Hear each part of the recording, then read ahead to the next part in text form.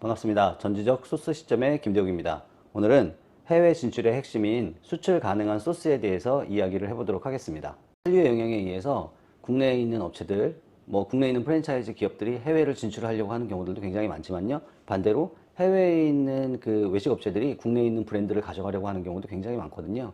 그런데 여기에서 실제로 핵심은 소스인데 그 소스를 국내에 있는 소스와 해외에 있는 소스를 똑같이 만들 수 있느냐, 그리고 그 맛을 똑같이 낼 수 있느냐, 그리고 수출을 할 때 여러 가지 규약이 있는지 제약은 없는지 이런 것들이 사전에 확인이 됐는지를 먼저 확인을 해야 되거든요. 오늘은 그런 부분에 대해서 이야기를 해보도록 하겠습니다. 한류의 열풍이 거세다는 겁니다. 여러분들도 이미 익히 들어서 아시겠지만 한류 자체가 저희들이 얘기하는 K-팝이라든지 K-드라마가 한류를 통해서 계속 한류의 열풍을 돌다 보니까 여기에서 나오는 간접적으로 보여지게 되는 그 K-푸드 역시도 굉장히 많은 사랑을 받고 있고 또 궁금해하고 계시는 분들이 굉장히 많기 때문에 이런 수요가 해외로도 계속 진출이 되고 있는 것으로 보여집니다. 한국농수산식품공사에 따르면 국내 소스 시장의 규모는 2023년 23조 3천억 규모고 올해 3조 원을 넘을 것으로 전망하고 있습니다. 글로벌 시장인 유로모터스에 따르면 글로벌 소스 시장의 규모가 2023년 78조 원에 이른다고 전해지고 있습니다. 이 국내 소스 시장도 굉장히 커지고 있지만 해외에 있는 소스 시장 규모도 굉장히 커지고 있는데요. 이거는 1인 가구가 점점점 늘어나기도 하고, 그리고 또 1인 가구가 늘어나다 보니까 혼자 있으면서 다양한 소스를 즐긴다고 합니다. 이런 한류에 의한 K푸드 같은 경우에는 단순하게 내가 소스를 맛보고 음식을 맛보는 데서 벗어나서 실제로 그 음식을 만들고 판매하고 있는 프랜차이즈 기업들에게 직접적으로 다가가서 자기 브랜드를, 이 브랜드를 국내 자국에 가져가 가서 그 자국 내에서도 이런 맛을 보고 한국의 문화를 직접 체험하고 싶은 요구들이 굉장히 늘어나고 있기 때문에 지금 현재 이 K푸드 열풍을 타고 한류의 열풍을 타고 프랜차이즈 외식 기업들이 해외를 나갈 수 있는 절호의 기회라고 보여지고 또 그렇게 많은 수요가 있는 것으로 알고 있습니다. 이런 한류의 열풍을 타고 지금 현재 한국에서 많은 프랜차이즈 기업들에게 문의가 들어오고 있다고 말씀 좀 전에 드렸는데요. 저희 업체들이 지금 프랜차이즈 기업들에게 그 여러 가지 소스를 납품을 하다 보니까 저희들도 직접 간접적으로 이런 이야기들을 굉장히 많이 듣는데, 우선은 동남아 쪽에서 가장 많은 문의들이 들어오는 걸로 알고 있고요. 동남아를 벗어나면 그 다음은 미국, 그리고 유럽 쪽에서도 굉장히 많이 들어오는데 특히 이 동남아와 미국에서 굉장히 많은 문의가 이어지고 있는 것으로 알고 있습니다. 이 동남아 쪽이 아무래도 저희보다는 약간 개발도상국이 많기는 하지만 이쪽이 오히려 기회의 땅이라고 생각하기 때문에 한국에 있는 프랜차이즈 기업들이 반대로 이 동남아 시장을 진출하려고 하는 경우들이 굉장히 많고요. 또 반대로 미국에서는 실제 미국 자체에서 그 외식 기업을 운영하시는 분들이 이 한류를 타고 이 한국에 있는 브랜드를 가져가시려고 하는 경우들이 굉장히 많다고 합니다. 이 가까운 대만 같은 경우에는 그 우영우, 그 변호사 우영우라는 그 드라마를 보고 굉장히 지금 유행이라고 하는데 거기에서 김밥을 먹는 장면이 굉장히 자주 나오잖아요. 그래서 그걸 따라하기 위해서 현지에서도 지금 김밥이 굉장히 많이 판매가 되고 있다고 하고 있습니다. 물론 이런 영향 때문에 김밥 프랜차이즈라든지 김밥 관련된 분식 프랜차이즈들은 지금은 대만을 들어갈 수 있는 절호의 기회일 수도 있겠죠. 그래서 그에 맞는 준비들을 지금 굉장히 프랜차이즈 기업들이 많이들 하고 계십니다. 그런데 막상 이렇게 해외에 있는 업체들 혹은 국내에 있는 업체가 해외를 나가려고 준비를 해서 다 결정을 져놓고 난 다음에 나가려고 하는데 그 중에 가장 중요한 거는 현지에서 나머지 식자들은 구할 수 있지만 내 그 프랜차이즈 가맹 본사, 내 프랜차이즈 브랜드의 핵심인 이 소스로 그 현지에서 만들 수 없기 때문에 국내에서, 왜냐면 현지에서 직접 만들게 되면 노하우가 유출된다든지 맛의 변화가 생긴다든지 하는 문제가 생기기 때문에 국내에서 그 소스들을 당연히 가져가 가야 되겠죠. 그래서 국내에서 만들어서 가지고 가야 되는데 실제로 계약이 다 이루어지고 소스를 가져가려고 하는 경우에 굉장히 큰 낭패를 보는 경우들이 많습니다. 그것을 간단하게 말씀을 드리면 첫 번째로는 그 나라별로 가금류의 수출 및 규제 그리고 금지되는 곳들이 많고요. 두 번째로는 방부제 사용 규제 및 금지를 하는 곳들이 많고, 세 번째로는 냉동 냉장에 따른 비용 문제가 되는 곳들이 있습니다. 그리고 마지막으로는 원가 상승으로 인해서 수익이 악화되는 경우들이 있습니다. 자, 이렇게 여러 가지 문제점들을 가지고 있는데 실제로 수출을 해야 되는데 이런 문제가 발생이 됐다. 자, 첫 번째, 그 최근의 사례를 기준으로 좀 말씀을 드리자면 이제 저희들이 그 일본으로 수출하는 업체 때문에 이제 그 소스를 액상화되어 있는 소스를 이제 분말화를 하면서 실제로 납품이 되는 부분들을 확인을 해보니까 이 일본 같은 경우에는 가금류를 아예 금지해달라는 그런 내용들이 있습니다. 뭐 물론 일본에서 인정을 한, 그리고 일본에서 그 승인을 낸 그런 가금류를 저희가 가져다가, 가금류 예를 들면 이제 분말 같은 경우죠. 우리 한국에서 가장 많이 쓰이는 것들은 이제 소고기 다시다 종류인데, 이 다시다 종류의 소고기가 들어가고 돼지고기가 들어가는데, 혹은 이 치킨 스톡에 그 치킨 그 분말이 들어가게 되잖아요. 근데 그런 분말들이 들어가 있는 것들을 다 배제를 해야 되는 거죠. 그렇지 않으면 일본에서 승인이 된 제품을 가져다가 저희가 제품을 만들어서 다시 보내야 하는데, 그러기에는 굉장히 많은 비용 부담이 따르기 때문에 실제로 가금류를 다 배제해야 된다는 거죠. 그러면 기존에 들어갔었던 소스랑은 맛이 틀려질 수도 있기 때문에 현지에서 그 맛을 냈을 수 있는지 없는지를 판단을 해야 되고, 이 가금류를 대체를 하는 경우에는 저희들은 이제 해산물로 대체를 하고, 해산물로 대체를 한 대신에 기본적인 베이스를 잡아놓은 상태에서 이 해외에 나갔을 경우에는 고기를 볶는다든지 고기를 넣는다든지 해서 레시피를 변형을 해서 본연에 가지고 있었던 맛을 최대한 찾는 그런 상태들을 만들고 있습니다. 그리고 이제 두 번째로는, 일본 같은 경우에는 방부제를 아예 사용을 하는 부분들이 굉장히 그 까다롭기 때문에 방부제 자체를 넣지 않아야 합니다. 근데 방부제 같은 경우에는 뭐 국내에서 아무리 가까운 일본이라고 해도 배를 띄우게 되면 뭐 2, 3일이 걸릴 수도 있고, 여름 같은 경우에는 얘를 실온 창고가 아닌 냉장 창고나 냉동 창고에 넣어서, 냉동 컨테이너죠, 그런 곳에 넣어서 지금 수출을 해야 되는데, 그러기 위해서는 뭐 방부제를 넣어야 하거나 아니면 레토르트 형태로다가 만들어야 되는데, 방부제 자체는 규제가 굉장히 심하고 까다롭기 때문에 방부제는 배제하고, 그럼 레토르트로 만든다고 가정을 했을 경우에는 이 소스 자체가 과일이 들어가 있거나 하게 될 경우, 레토르트로다가 그 제품을 가열할 경우에 맛 자체가 굉장히 많이 변하기 때문에 실제 전혀 다른 제품이 되는 경우들도 많거든요. 그렇기 때문에 레토르트 제품은 쉽지는 않을 거고, 그럼 냉장 상태로 만들어서 보내야 하는데, 이건 역시도 굉장히 위험 부담이 큰 거죠. 왜냐하면 방부제를 제외한 상태에서 해외에다가 냉장으로다가 유통을 한다는 것 자체는 굉장히 큰 위험 부담이 따를 수밖에 없기 때문에, 이런 부분들도 분명히 고려를 해야 될 부분들로 보여집니다.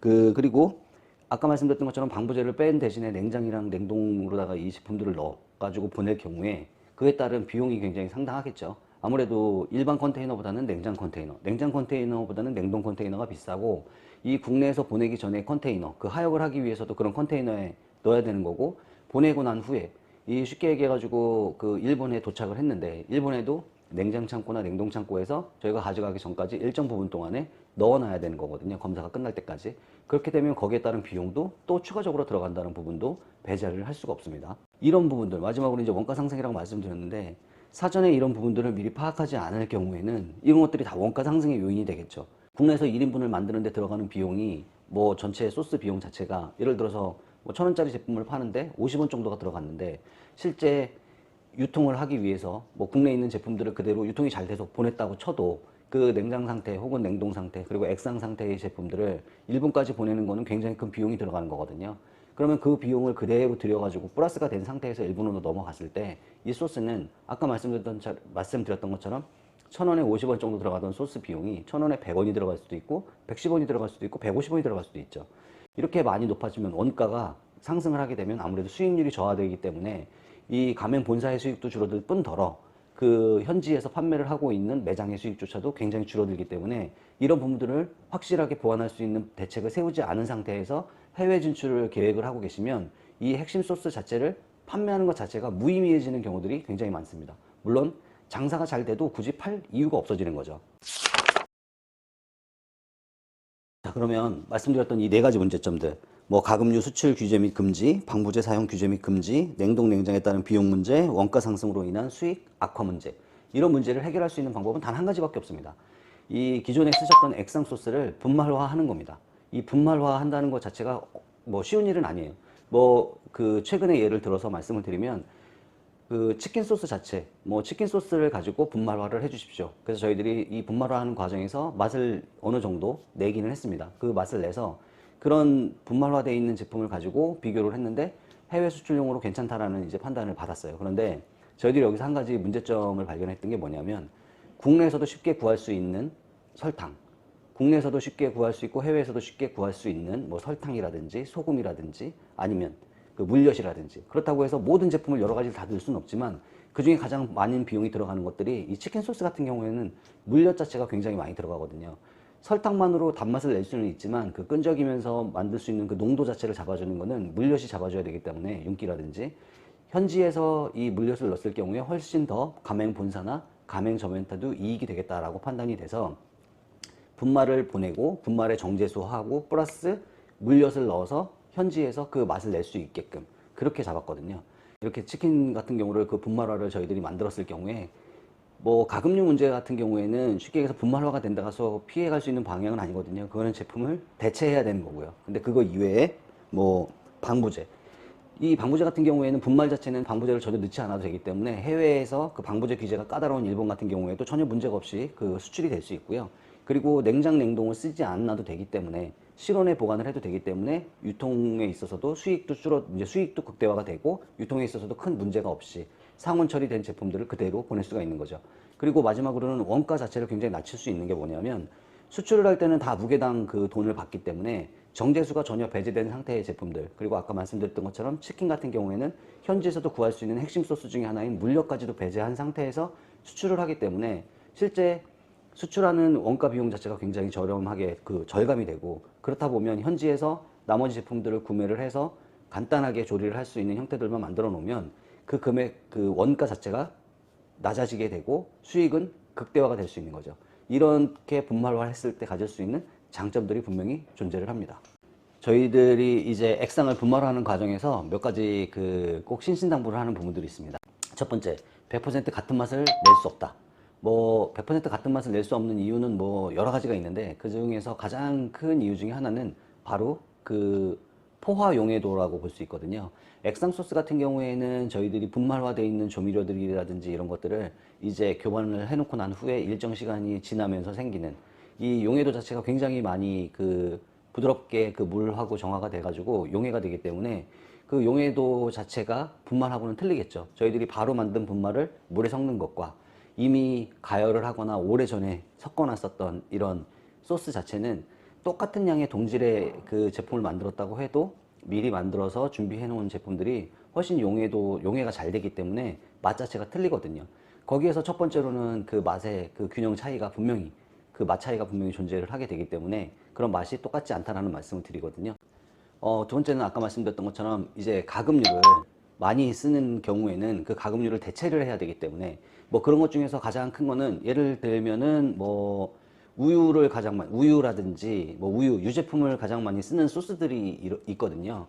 그런 소스, 뭐 이제 파스타집이나 레스토랑에서 굉장히 많이 쓰는 소스들인데, 그런 휘핑크림을 쓴다든지 아니면 우유를 쓴다든지 뭐 전지분유를 쓴다든지 이런 것들은 퍼센트 이상이 넘어가게 되면, 혹은 일본 같은 경우에는 아예 빼는 게 좋거든요. 아까 말씀드렸던 것처럼 일본에 있는 제품을 저희가 승인받은 제품을 가져다가 만들지 않는 이상 수출하는 것 자체는 굉장히 까다롭기 때문에 실제로 유제품이 들어간 제품 같은 경우에는 저희들이 아예 배제를 하고 유제품 자체를 넣지 않는 상태에서 수출을 하고 현지에서 유제품을 넣는 형태들로 이런 제품들을 만들거든요. 그런데 이런 유제품이 아니라 단순하게 뭐 소고기 다시다 해도 소고기 함량이 들어가 있고, 그리고 이제 돼지고기 맛을 내기 위한 돼지고기 분말이라든지 이런 게 들어가는 경우들도 분명히 존재하잖아요. 닭고기도 마찬가지고. 이런 부분들을 전혀 들어가지 못하는, 뭐 일본처럼 아예 배제를 해달라고 하는 곳 같은 경우에는 그거를 무엇으로 대체를 해서 현지에서 그 맛을 낼 것이냐, 이런 부분에 대해서 서로 협의를 해야 되고, 그에 맞는 레시피들을 저희 공장, 소스 공장에서도 레시피를 갖고 있어야 하지만 가맹 본사에서도 그에 맞는 레시피를 개발해서 현지에서 그 맛이 날 수 있도록 준비를 해야 되는 게 가장 중요한 것 중에 하나입니다. 마지막으로 이제 내가 해외에 진출한다고 보면, 이제 저희들이 소스 의뢰를 받아보면 국내에서 그 유통되는 소스가 대략적으로 뭐 한 15가지, 20가지 정도가 되는데 해외에도 그 소스를 그대로 가져가시려고 하는 경우들이 많거든요. 이럴 경우에는 기본적인 그 재고 부담도 굉장히 크지만 유통을 하는 데 있어서, 그리고 해외 수출을 하는 데 있어서 그 제품들을 그 효용한, 그러니까 재고 회전율을 높이기에는 굉장히 불합리하기 때문에 절대 한 절반 정도로 줄여보자 라는 얘기들을 가장 많이 말씀을 드리고, 실제로 저희들이 그 가맹 본사하고 같이 이야기를 해보면 가장 많이 쓰는 종류는 한 30%, 그리고 그저 그렇게 쓰는 종류가 뭐 한 40%, 그리고 전혀 쓰이지는 않지만 구색을 맞추기 위해서 만들어 놓은 그런 제품들이 한 30%가 존재하기 때문에 말씀드렸던 70% 정도는 있으면 좋지만 없어도 크게 상관이 없는 제품들이 생각보다 많거든요. 이런 것들은 그냥 하나의 제품으로 범용으로 사용할 수 있는 형태로 소스를 재개발을 해서 소스 수를 줄여서 수출을 하자라고 말씀을 드리거든요. 그래야 가맹 본사뿐만 아니라 가맹점도 그 재고에 대한 부담도 줄고 실제로 회전율이 높아지게 되면 수익 자체도 높아지기 때문에 이런 부분들에 대해서 저희들이 소스를 개발하기 전에 미리 말씀을 드리고 있습니다. 마지막으로 장점에 대해서 정리를 좀 해드려 보자면, 해외에 가는 데 있어서 부피를 줄이고 그리고 개량화가 가능하기 때문에 그 레시피를 만들었을 때 정량화되어 있는 계량, 뭐 정량화되어 있는 레시피를 만들기가 굉장히 쉽고, 그리고 분말 같은 경우에는 더 넣는다, 덜 넣는다, 섞는다에 따라서 굉장히 다양한 맛을 표현할 수 있기 때문에 하나의 분말로 여러 가지 제품들을 테스트할 수도 있고 그런 레시피를 또 만들어낼 수 있는 그 새로운 다양성이 분명히 존재를 하기 때문에 이런 부분들에 있어서도 굉장히 중요하고, 그리고 마지막으로 저희들이 소스를 수출하는 이유가 브랜드의 뭐 인지도를 높이기 위해서도 있지만 수익을 극대화해야 되잖아요. 근데 수익을 극대화하기 위해서는 실제로 정제수 자체를 빼서 유통하는 것 자체가 굉장히 큰 수익 극대화의 한 요인이 되기 때문에 분말화를 해서 해외로 내보냈을 경우에 가질 수 있는 그런 장점들이 분명히 존재를 하겠죠. 그래서 그 수익도 극대화 시킬 수 있고, 이 수익 극대화와 더불어서 사용 편의성, 그리고 보관하기도 굉장히 편하고 유통기한 자체도 굉장히 길기 때문에 해외에서는 이렇게 분말화되어 있는 제품들을 지속적으로 만들어야 되는 게 가맹 본사의 역할이고, 지금 현재 프랜차이즈를 운영을 하고 계시고 한국에서 잘 정착이 되어 있는 그런 기업이라면 뭐 이제 해외에는 제가 가고 싶지 않아도 누군가는 그 브랜드를 해외에 가져오고 싶어 하는 수요가 굉장히 늘 거기 때문에 이 액상 소스의 분말화를 지금부터 준비를 해 놓으셔야 나중에 어느 나라에다 수출을 할 때에든 문제 없이 자기 자사에서 만들어 놓은 제품들을 그대로 유지하면서 해외로 납품을 할 수 있을 것이라고 보여집니다. 지금까지 이 액상 소스, 뭐 해외 수출에 있어서 가장 중요한 그 핵심인 그 소스, 프랜차이즈 본사, 외식 프랜차이즈 회사의 그 핵심인 소스를, 액상 소스를 분말화해서 해외로 수출하는 이 마스터 프랜차이즈 기업이나 마스터 프랜차이즈 업체한테 이런 노하우나 이런 것들을 미리 만들어서 주는 방법에 대해서 장점과 단점들, 그리고 주의해야 될 점들에 대해서 이야기를 해봤습니다. 자, 다음 시간에는 그 각 나라별 그 해외 수출을 할 때 있는 규제들에 대해서 간단히 알아보도록 하겠습니다. 그럼 오늘도 맛있는 하루 되세요.